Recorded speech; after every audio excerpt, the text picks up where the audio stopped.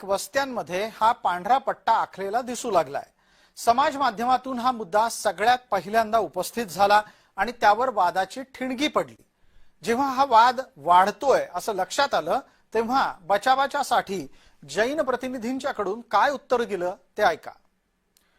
आता आपल्यासोबत या सगळ्या विषयावर चर्चा करण्यासाठी तीन विविध घटक जोडले गेलेले आहेत। सगळ्यात पहिल्यांदा तर जैन मुनी या नात्यानं आपल्यासोबत निलेश चंद्रजी आहेत।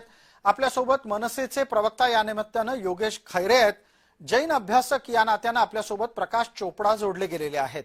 आपल्यासोबत असलेल्या जैन मुनींच्याच बरोबर मनसेच्या प्रवक्त्यांच्या सोबत प्रकाश चोपडा आपल्या सोबत आहेत। प्रकाशजी, माझा आवाज अतिशय नीट आपल्यापर्यंत पोहोचतोय अशी अपेक्षा आहे।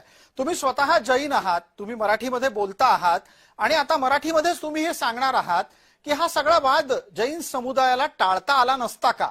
जर समजा तुम्हाला पांढरा रंग लावायचा आहे, एका विशिष्ट ठिकाणाहून तुमचे धार्मिक गुरु चालणार असतील आणि त्यांच्या पायाला त्यांना पोळू नये म्हणून तुम्हाला हे करायचं असेल तर काही गैर नाहीये।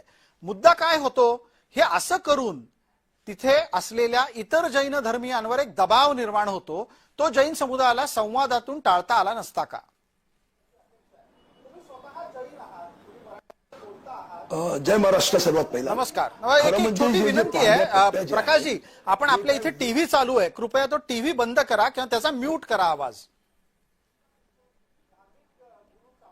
ओके ओके ओके ओके नमस्कार। सर्वात पहिलं ते आहे की पांड्या पड्याबाबत जे आता विवाद चालू आहे, तर हे काय एक विशिष्ट हॅलो जी बिलकुल बोला, नीट ऐकायला येते, सलग बोलत राहा। हॅलो हा, हे काय विशिष्ट धर्माचा प्रचार करण्याच्या उद्देशाने केलेलं नाही। खरं म्हणजे हे जे पांढरा पट्ट्या आहे ह्याच्यावर आता तुम्हाला सगळं माहिती आहे, ग्लोबल वॉर्मिंग वरून गरमी लई जास्त पडलं। जमिनीवर जर हे चुना आणि त्याच्यामध्ये काही केमिकल लावून जे आपण पांढरा पट्ट्या करतात त्याच्यावरून टेम्परेचर कमी होतात। आणि सर्वात मोठी गोष्ट, हे काय जैन मुनीसाठी किंवा जैन व्यक्तींसाठी नाही, सोसायटीमध्ये परिसरमध्ये एखाद्या बिल्डिंग मध्ये जेवढे लोक राहतात, कोणीही राहू द्या, ते सर्व त्याच्यावर चालू शकतात। स्कूटर, बाईक, गाडी सर्व चालू शकतात। असं नेमकं काहीच नाही की याच्यावर फक्त जैन मुनी किंवा जैन लोक चालणार, असं काहीच नाही। गैरसमज झालेली आहे आणि मला वाटतं की हे विवाद एवढा मोठा जर बरोबर समजून घेतला असता वेद पाटकर साहेबांनी यानंतर जे सर्व प्रकरण घडला, तर एवढा मोठा विवाद नाही झाला असता। हे नेहमीच, आणि हे काय परमनंट नाही, हे फक्त लावला 2 आणि 3 महिने जर पाऊस झाला केला की ऑटोमॅटिकली ते तिथून निघून जातात। हे काय मोठी वस्तू नाही साहेब। सांगा प्रकाशजी, हे सगळं जर तुम्ही करता आहात, तुमची इच्छा अशी आहे की या पांढऱ्या पट्टीवरून कोणीही चालू शकतं, तुमचं काही म्हणणं नाही असं की फक्त जैन गुरूंनीच चालण्याच्या साठी म्हणून या पद्धतीच्या पट्ट्या मारल्या गेलेल्या आहेत। मग जर असं असेल तर या सर्व स्थितीमध्ये तुम्हाला हे पहिल्या दिवसात का सांगता नाही आलं की चाला ना सगळ्यांनी या पांढऱ्या पट्ट्यांवर? अडवतोय कोण?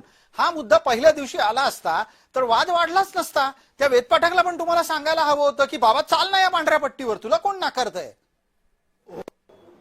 हो मी कबूल करतो। जर सोसायटीच्या परमिशन, बहुतेक मला आता निलेश मुनींनी साहेबांना मी ऐकलं की सोसायटीची परमिशन घेतला आता, आणि जर परमिशन घेऊन सुद्धा सोसायटीमध्ये जर हे एक मेसेज व्हॉट्सअप ग्रुपवर किंवा टाकला असता की पट्टा नेमका कोणी जैन साधूसाठी नाही किंवा फक्त जैन भक्तासाठी नाही, याच्यावर कोणीही चालू, लहान मुले मोठे कुठलीही चालू द्या, तर काही विवाद झाला नाही असता, हे माझ्या ठामपणे निश्चितपणे मानणं आहे। ठीक आहे, टप्प्यावर घेऊन जाऊयात। पटकन मी प्रकाश चोपडा यांच्यापर्यंत जातोय। प्रकाशजी, याचंही उत्तर लागेल की हा वाद मुळात जैन आणि मराठी असा होतोय की तो घडवला जातोय। याचं एक आणखी उदाहरण आपल्या समोर ठेवतो। हा वाद फक्त पांढऱ्या पट्ट्यांचा नाहीये, तर सातत्यानं जैनांच्या कडून एखाद्या केलेल्या कृतीच्या निमित्तानं होणाऱ्या या आधीच्या अनेक वादांपैकी एक आहे।